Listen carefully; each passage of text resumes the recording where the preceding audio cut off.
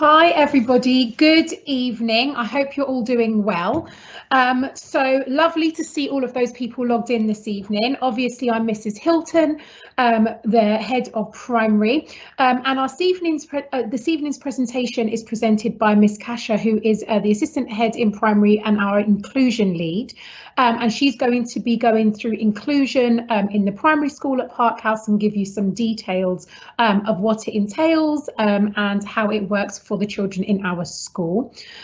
We will give you an opportunity to ask questions at the end, so there is an option there to ask any questions, so please do send your questions through and we will address them at the end, but we'll go back to that at the very end. So I will happily hand you over to Miss Kasha and she will go into more details about inclusion and what that looks like here at Park House.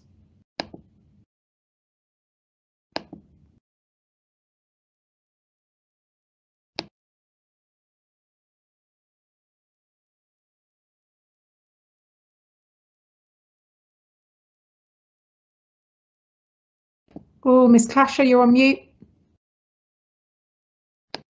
Oh, sorry. I just want to say good evening, everyone, and thank you very much for joining our live event to talk about inclusion and actually to discuss inclusion here at Park House. So we are going to start first with what is actually inclusion. Then we are going to move to explaining what is inclusive culture at Park House.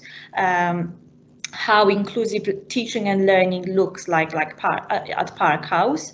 We're going to mention our inclusion policy and referral process, something which is really important for parents to understand, especially if their children are being identified as the ones who are having special educational needs, or also are gifted and talented, because we have to remember that inclusion is not only about the children with needs, it's about all pupils, and it's also about the gifted and talented as well, how we can provide for their needs and develop their talents as well.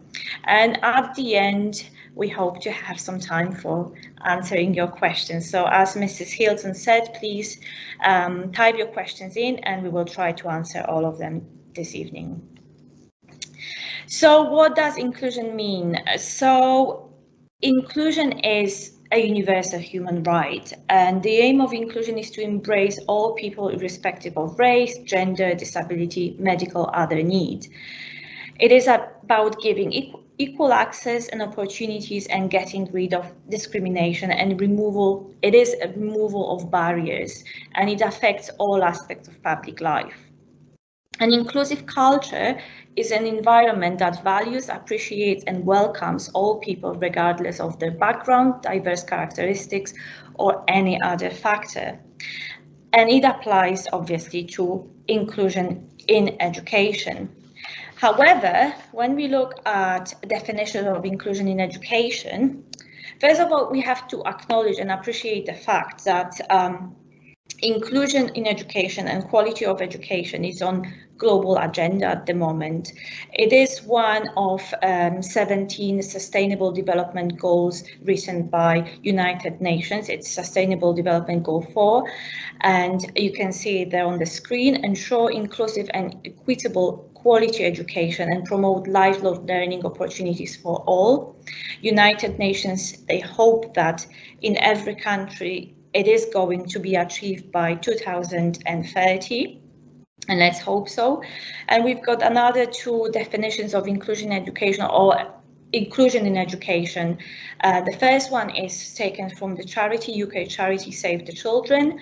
So inclusive education is seen as a process of enabling all children, including previously excluded groups, to learn and participate effectively within mainstream school system. And inclusive education is essential to achieving quality education for all. And then the last definition, every child has the right to quality education and learning, which is taken from UNICEF Rights of Child.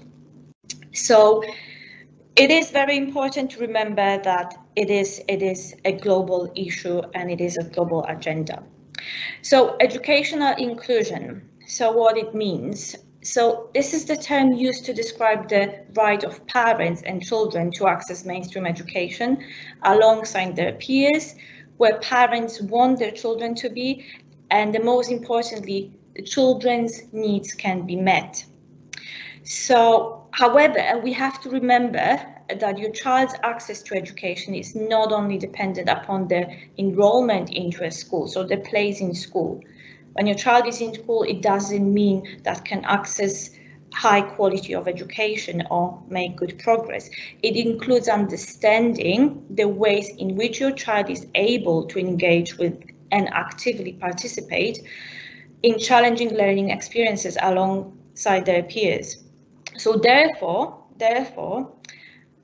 as a school, not only our school, but the schools around the world and here in Qatar and in other countries, they have to focus for inclusion and the focus is on the setting of the school's ability to adapt to the needs of the child.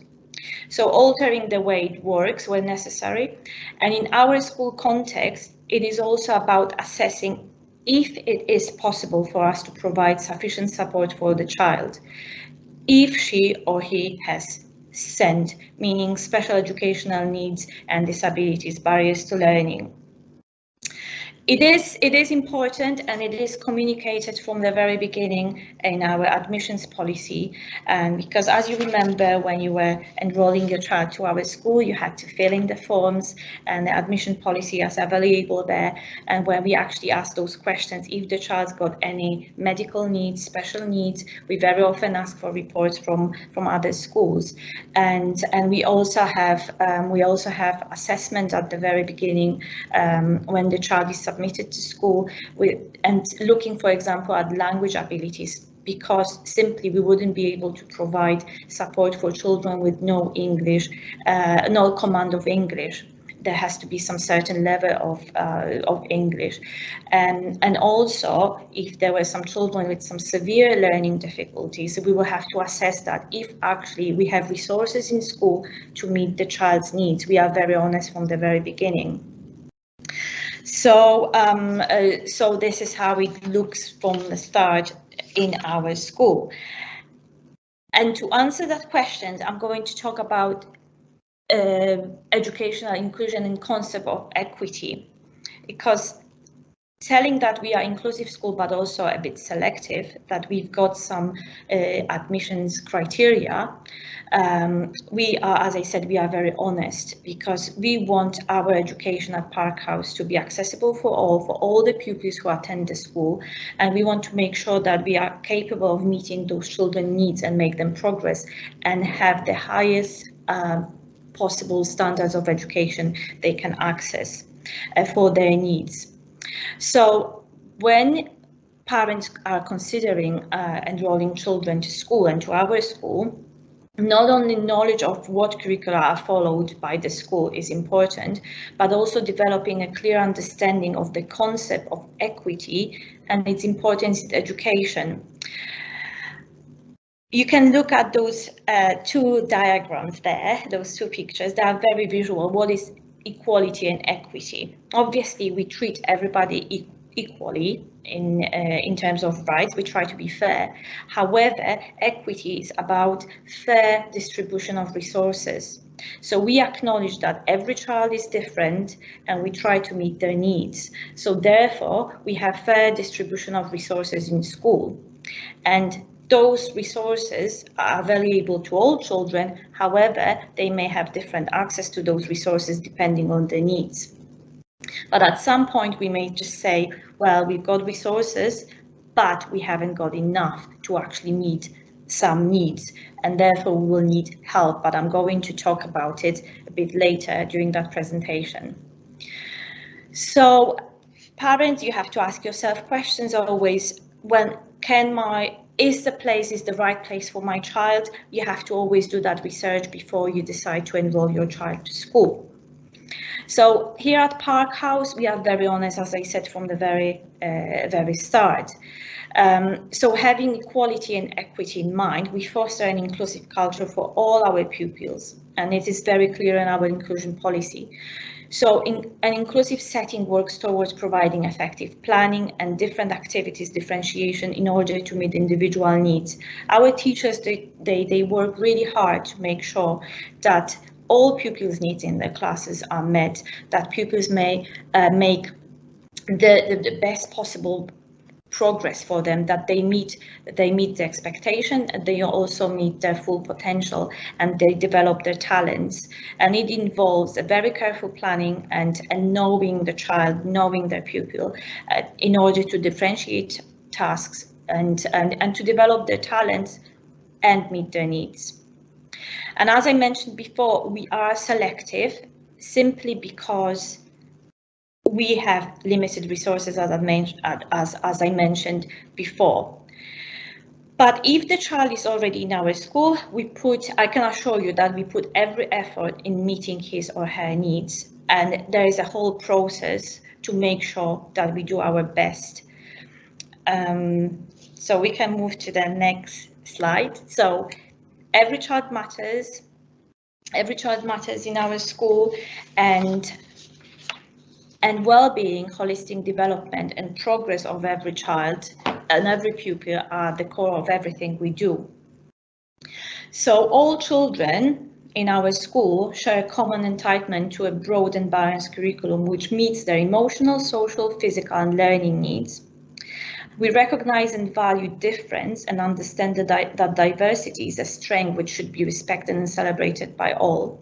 Very often children, they work in mixed ability groups, they work with partners, like learning about themselves, learning about different cultures, appreciating that we are all different, that we've got different talents. When they produce some projects, for example, in IPC, they start to learn, identify their strengths and weaknesses, so they can actually complement their skills while completing projects. And actually, very often they are learning from themselves. So we appreciate linguistic and cultural diversity of the school's population. We are very proud to have so many nationalities in our school, and so many languages spoken. And as you know, we try, even now during those challenging times under COVID circumstances, we try to organize different events online or now luckily in school to actually celebrate that.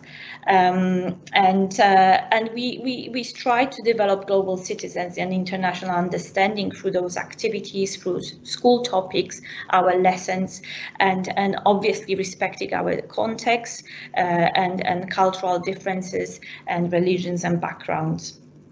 And inclusive setting works towards providing effective planning and different activities, as I said, when teachers try their best to actually meet the students' needs.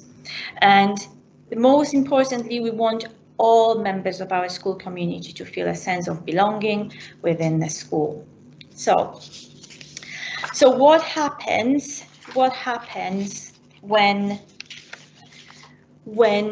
your child, when the teachers got concerned about the child and that the child was identified like experiencing barriers to learning? First of all, we believe that early intervention means everything. So we act right away. So we can only be successful with parental support and engagement.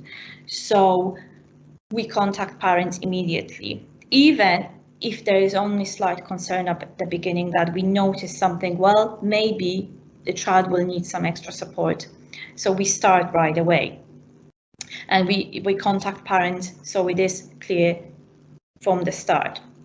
We know that the teachers are very aware of stages of child development, so they train how to identify if there is something like they should be concerned about something. However, we understand that every child is different and develops at different pace, so we very often give them time with some intervention in class by differentiation to actually develop and overcome those barriers, because sometimes they just need more time. Sometimes some learning difficulties are caused because they're actually going through some difficult period in their young lives. Sometimes there are gaps in education because they came from different school. So we take everything into consideration. But what happens is actually after that early intervention, teachers still thinks that there are barriers to learning. And what happens if your child cannot access teaching and learning alongside their peers in class and not making expected progress? So here comes our definition of SEN support, which is based on definition of SEN support taken from SEND Code of Practice, UK SEND Code of Practice. As you know, we follow English National Curriculum and also SEND Code of Practice 2015, which was updated in January 2021. So a pupil has special educational needs where the learning difficulty or disability calls for special educational provision. So something extra, something more than is provided in class in the mainstream classroom. So namely provision different from additional to that normally available to pupils at the same age. And this difficulty can be experienced by a pupil, by a child, in 4 different areas. So communication and interaction, cognition and learning, social, emotional and mental health, and sensory and or physical difficulties. Sometimes a child can experience, some difficulties in all of those areas. And we also have EAL, so English as additional language. From not that long, there is a new phrase as well, ELL, English language learners, as especially international schools, as our pupils very often they speak more than one language.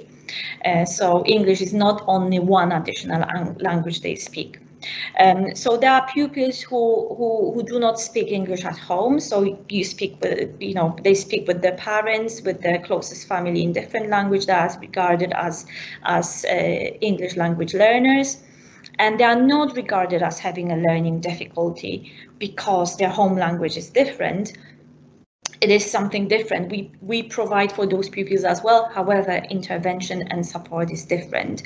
However, we may recommend that an EAL or EL pupil receive additional support from our inclusion team, because we've got inclusion team in our school as myself and also 2 inclusion teachers who actually can provide one-to-one support to children who need that. And we provide short-term and long-term additional needs because, as I said, every child is different. Sometimes short-term intervention, 6 to 8 weeks, is enough to close some gaps in education. And with children who are experiencing long-term barriers to learning, let's say a child who is dyslexic or with ADHD, there's a so-called long-term additional needs because this is the condition which is going to stay with the child for life, and we support them in school. We do our best to make them feel comfortable in school, appreciated, and most of all access learning in the class. And so we do our best to meet their needs. And this is long-term additional need and long-term intervention because they are going to get that support through the school years. So students who require provision that is additional to a different and from the normal classroom intervention. And please bear in mind, dear parents, that teaching children with a range of strengths and needs can be a real challenge for our teachers. But as I said, our teachers are all qualified and experienced teachers. However, at this point, I would like to highlight that teachers who teach in mainstream schools, they obviously have the teachers training and it covers working children with special needs. However, its focus is on identifying needs and actually referring a child to specialists, for example, educational psychologists, occupational therapists, or speech and language therapy. The teachers are not trained to actually make diagnosis or write specific intervention for that child. So let's say if the child's got some needs which has to be assessed by educational psychologist, we refer the child then so we can follow the program advised by the psychologist. And I'm going to speak about it a little bit more during our next slide. So what we do at Park House, we've got this graduate approach to identifying and supporting pupils with SEND, so special needs. So it's like 4 stages of that. So first we assess. So assessing is in identifying a child as needing SEN support by a class or subject teacher, and it's ongoing process because assessment is part of this is what teachers do on daily basis during every lesson. It's more formal or less formal, and it is ongoing process. This is how we measure child's progress, and if the progress is not as we would expect or is expected for the age of the child, this is when we start to actually try to find the ways how we can support that child to make better progress. And then, so we plan for that. So after assessment, we plan how we can do that. Our main focus at Park House is on high quality teaching and learning. So it's differentiated for individual pupils, and differentiating for individual pupils is the first step in responding to pupils who have SEN. So all pupils, we try to meet their needs in the mainstream class. So the class teacher or subject teacher would try their best to differentiate and prepare different tasks or change teaching styles to meet the child's needs, or provide activities meeting different needs. Some children, they learn better when they're listening. Some children are visual learners. Some children, they actually learn better when they've got some practical activities provided, and we provide mixture of that so every child can access learning in class. If it happens that after providing all of that and all that differentiation, the child cannot access teaching and learning in class, the teacher make referral to inclusion department, so myself. And at this point, if there was that concern, parents usually know about this because that concern must have been communicated earlier. But at this point, when the strategies and differentiation doesn't work, the child is referred to inclusion team, and I and my 2 lovely teachers step in, and we actually can carry out some additional assessments and work with the child in order to meet their needs and write individual educational plan, or provide some strategies and activities for the teacher so they can be implemented in class. So this is what we do, and this is that do thing comes. So it involves day-to-day teaching, preparation and assessment for the pupil, and it is really, it meets the class needs but also individual pupils within the class. And then the step 4 in that process is reviewing. So we do it half-termly or termly, and it depends on intervention, because if it's long-term intervention, we usually do it every term, but if it's half-term intervention, we do it every 6 up to 8 weeks. And very often, actually, we start with short-term intervention, and then if it doesn't work after 6 or 8 weeks, we have to ask for help from outside agencies. So, and then what you see at the moment on the screen is the 3 stages of SEND intervention, which the process of identifying and what we do to meet pupils' needs is also shown in this diagram in here. So we've got stage 1, stage 2 and stage 3 intervention in class. So stage 1, this is that quality provision for all high quality teaching and learning, and all the teachers, they try their best so all the children's needs are met during the lessons. And I wanted to mention gifted and talented children at this point as well, because as I said, we talk about SEND, special educational needs, but we have to remember that it includes actually children with talents, and we try to actually develop their talents and try our best to actually push them even further. So it's not only, improving children's learning, but it's also enabling those who have some talents to even develop them more. And then stage 2 intervention, there are catch-up groups and booster groups. There are small groups which can be group in the class, but sometimes we will have inclusion teachers who will actually take those groups out and they will work with them on the area of concern. So let's say if the child finds it difficult to remember times tables and then use them later in problem solving in maths, we can have a group which will booster group which will focus on that. So this is stage 2 intervention, which is still can be done in class or sometimes in small group outside classroom. And then we've got stage 3, and this is individual or very small group support to narrow the gap, and this is done by inclusion teachers. Stage 1 and stage 2 is usually done by class.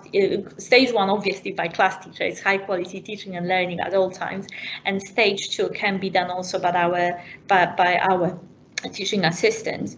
And stage 3, when inclusion teachers step in, and very often it involves actually one-to-one support. And if stage 3 interventions do not work, the child is referred to outside agencies for assessment, because simply at this stage, at stage 3, it means that we tried absolutely everything and we tried different strategies. We probably did research, we did our in-house assessment, and we implemented different activities. And if there is still very little progress or no progress seen, this is the time when we have to be honest with parents and say, well, at this point, we tried everything, we haven't got any more resources available in our school to actually help your child to improve, and we need help. And we would refer a child to educational psychologist, occupational therapy, speech and language therapy, or medical assessment, for example, hearing or sight. It happens sometimes that it can be a barrier to learning, and so at this point we would refer a child. So referral process, first of all, it's confidential, it's confidentiality. We only share that information with teaching staff who is involved in teaching your child.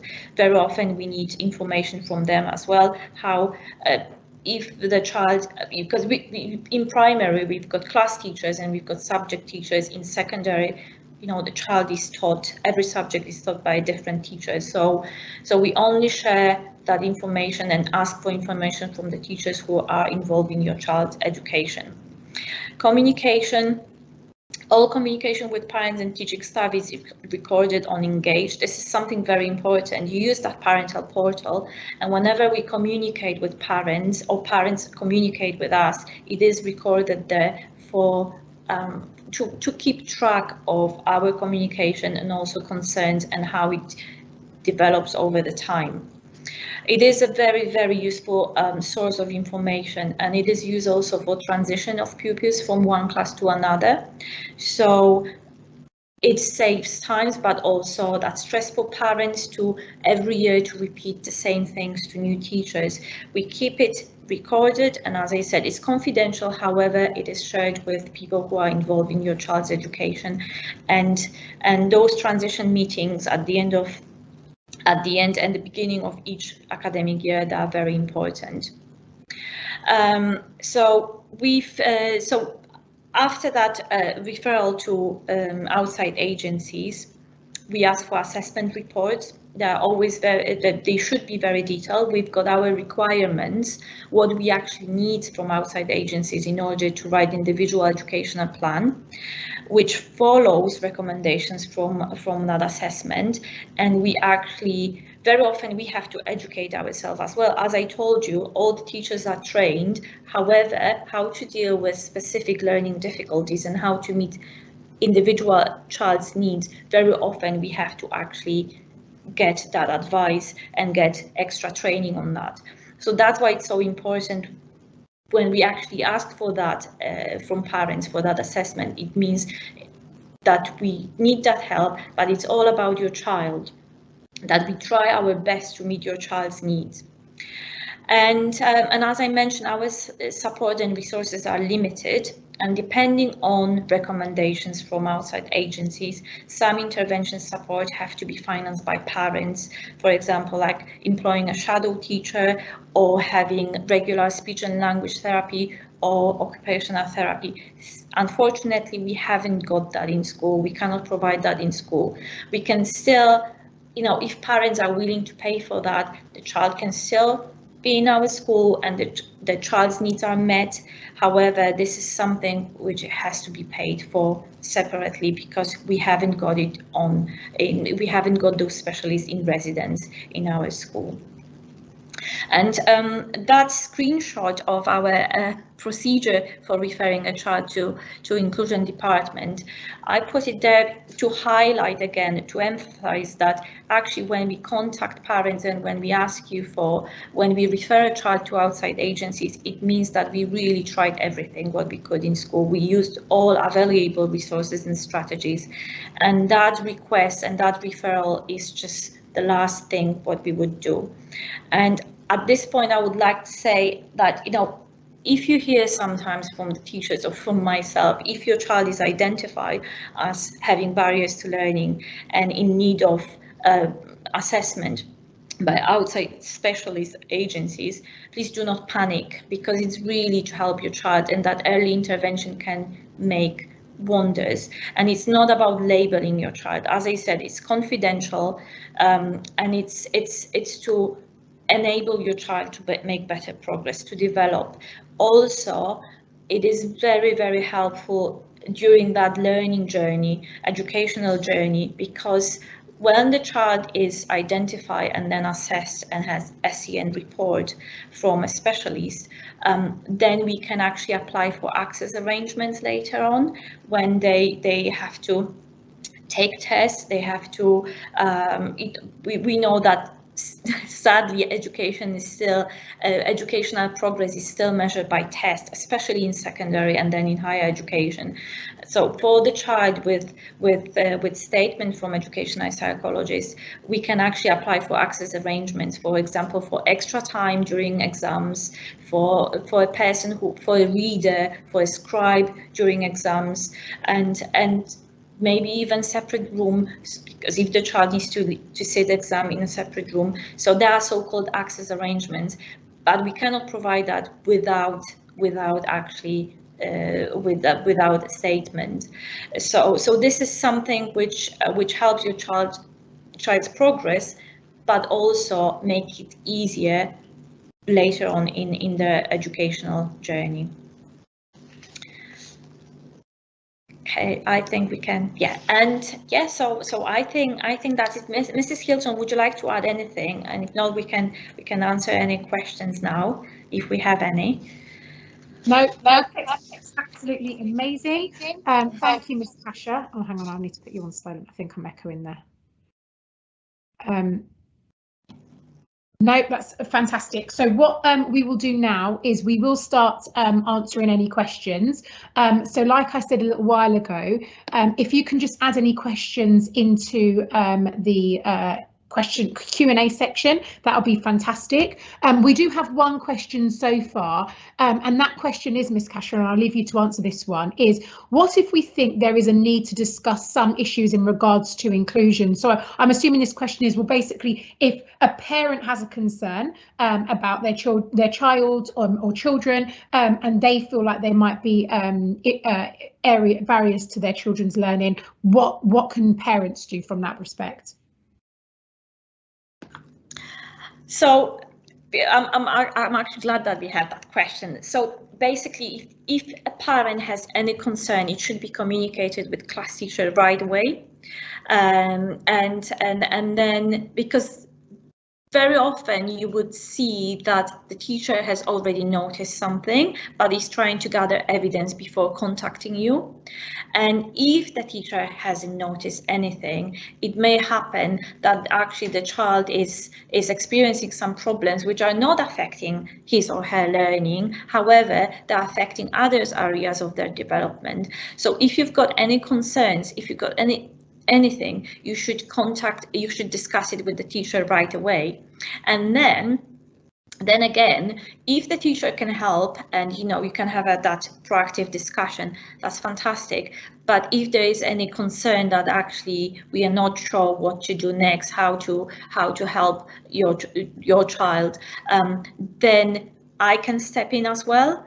and we are always more than happy to give advice and as I said, run in-house assessment and then think what the steps should be. I also and our inclusion teachers, we also offer observations in classes and as I said, in-house assessment if there is a concern, for example, let's say social and emotional development, and especially now after that 18 months of blended learning and COVID, and you know, children come to school and you know, they feel anxious, and just having some kind of chats with them and you know, putting them at ease and actually seeing if there's something more to it, or just that, you know, feeling worried because we are back to school.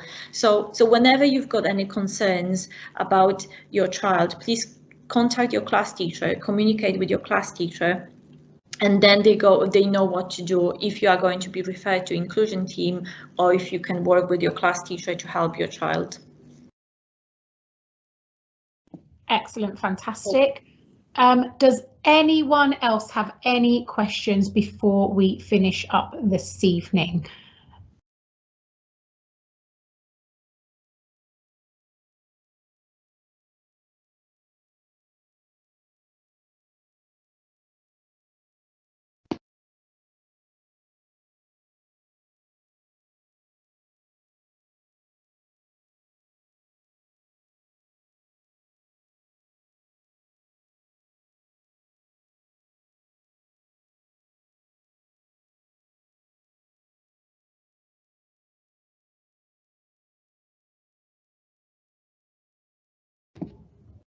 Okay, so we've got a couple of questions that have just come up.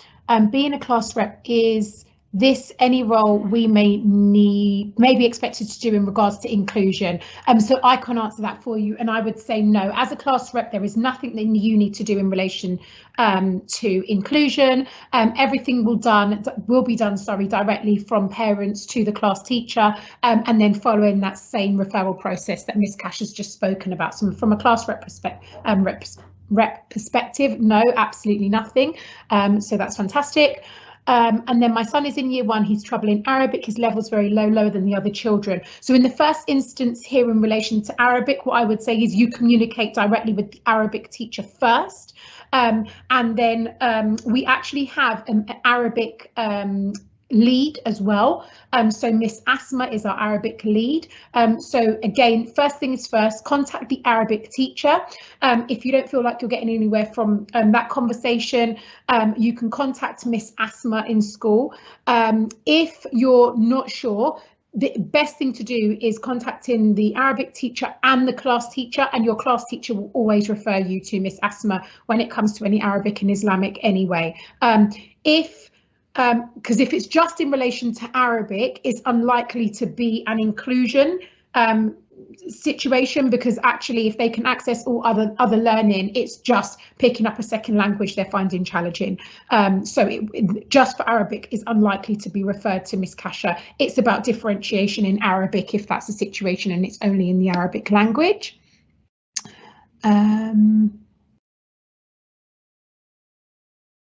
Okay.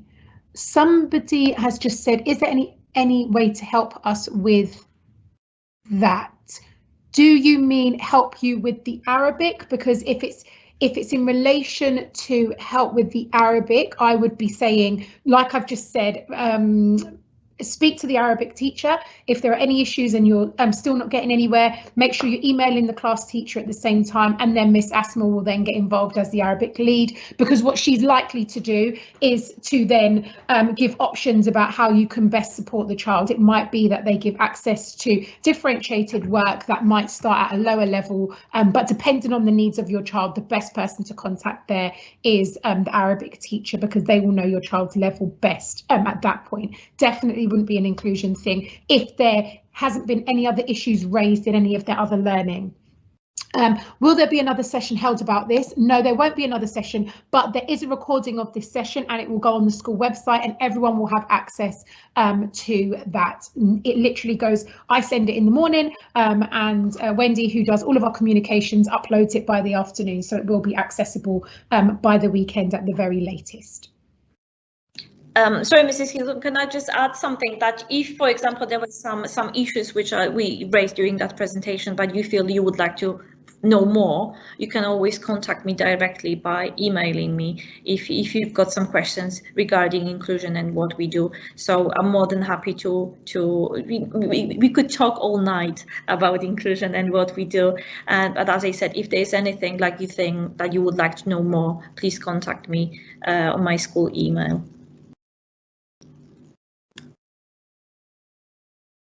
Excellent.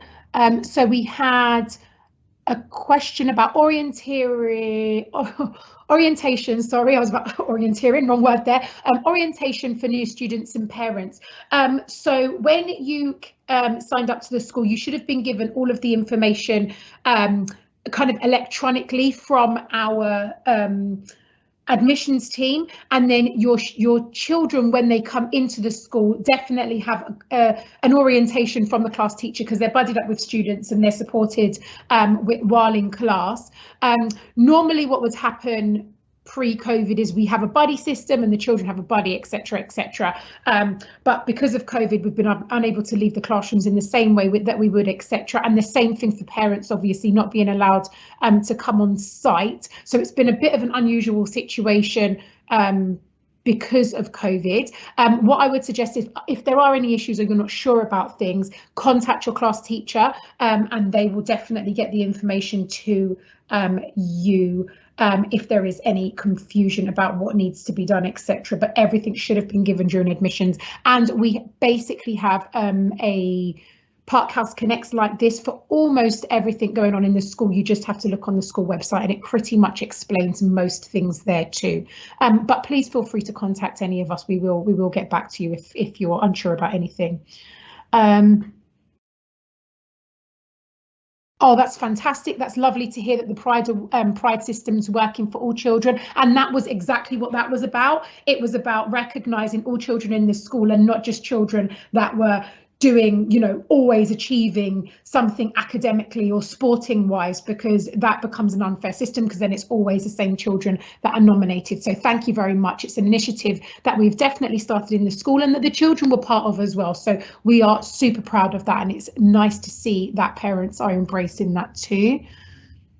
Can I just add that this is the part of our broad and balanced curriculum, just to make sure that we foster, we foster that positive attitude in every child, and that we try to we make sure that children understand that actually making an effort in education and learning is the most important. So as long as they try, they know that they should be proud of themselves.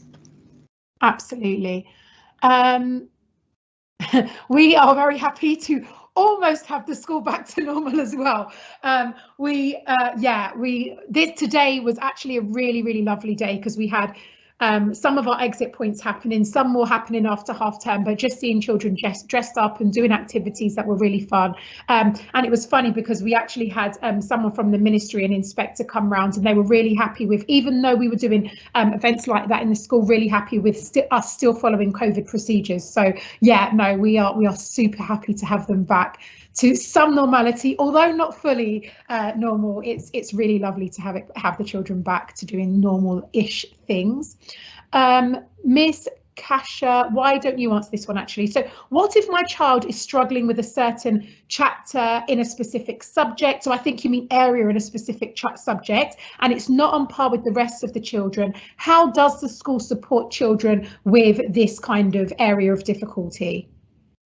So most likely it would be that, as I said, a short-term intervention. So first of all, the teacher would differentiate in class.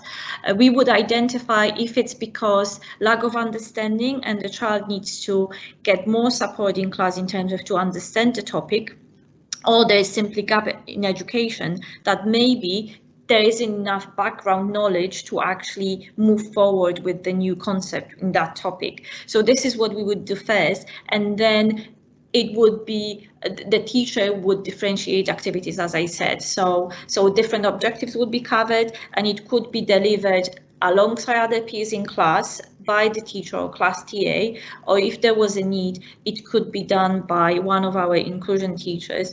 Let's say, I can give you examples. We've got quite a few children, for example, those who came from year 2 to year 3, as they missed sometime in year 2 and phonics, which are essential for developing reading skills.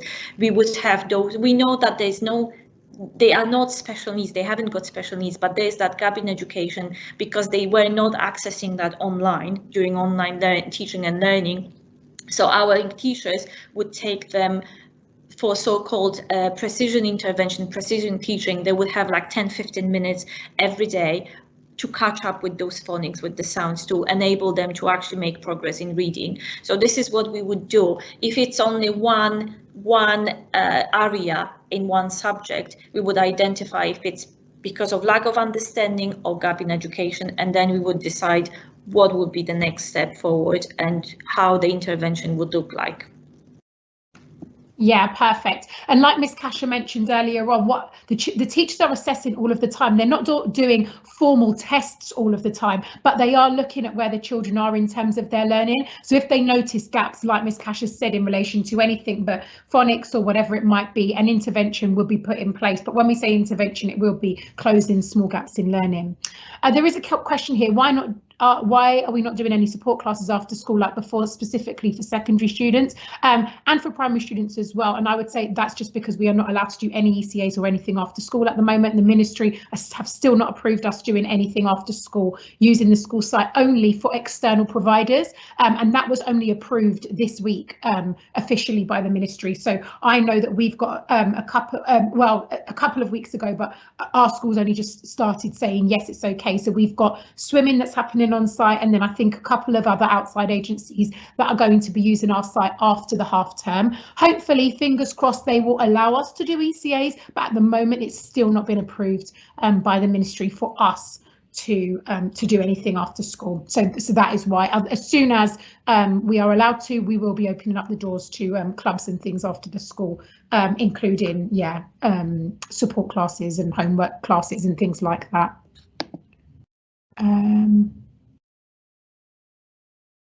Is the school offering any support for children coming from a different curriculum? So like I said, at the moment, no, the children just have to fit in with our curriculum and what we're doing. Like we've said, if the teachers are noticing gaps, so for example, I'll give you an example. Some children may come from other schools where they have missed, and to be fair, it's not just because of coming from different curriculums, but also during COVID, children haven't necessarily been in school, they've been stuck out of country, they haven't been able to attend any face-to-face sessions, etc. So what I would say is, bear in mind, lots of children are in this situation at the moment. Teachers are planning for those gaps. So like I've said, they will do constant assessment. We do assessment for learning constantly throughout all of our lessons. If it is that there is a majority of children that they have gaps, they will then deliver that learning to all of the children. If it is specific and there's only a few children and a group of children, like Miss Kasha has said, they will do small group intervention to close those gaps. We don't have anything specific in terms of delivery of gaps for whole areas of the curriculum, moving from different curriculums. If a child was significantly behind from changing between curriculums, the class teachers usually get in contact with a parent and say, your child doesn't have this, and this knowledge. You're going to need to work with your child to do this, and this is what we're going to do in school. But that would have usually been recognised pretty much in the first few weeks, and they would have given you that information long before now, unless it's obviously a brand new child that's only come into school in the last couple of weeks. You would already know, and those gaps would be closed. A teacher will usually know if it's gaps in number, in math, for example. A teacher may not say, oh, actually, we need to worry about closing this gap, because they already know we're going to be covering lots of specific topics as the academic year goes on. So number in math comes up quite a few times throughout the curriculum over the year. So they already know, do you know what, we're going to recover this. There is no reason for this child to do additional work at home in order to close the gap, because it will happen automatically throughout the academic year. But what I would be saying is, if you are having any concerns, just communicate with your class teachers. Your class teachers are really open to having these conversations if you feel like you've noticed anything, any gaps in learning. But like Miss Cassius said, our class teachers are really qualified, work with children for a number of years, and usually identify this before parents have identified any gaps as well. And can I just add that, you know, in some cases, the teachers, they may prepare some kind of like catch-up packs, so activities and, you know, which are going to be sent home with the child, so, you know, to work at home with it. And so this is one of the things which can be done. Sometimes teachers are actually approached by parents. I want to mention that actually parents, they want more work, and this is what Mrs. Hilton said. The teachers, they know what's going to be covered during the year, so very often there is no need for that extra work. We think that children, they work hard enough in class, and we have to remember they need that good quality of resting as well after school. So actually that material, that new learning can settle within.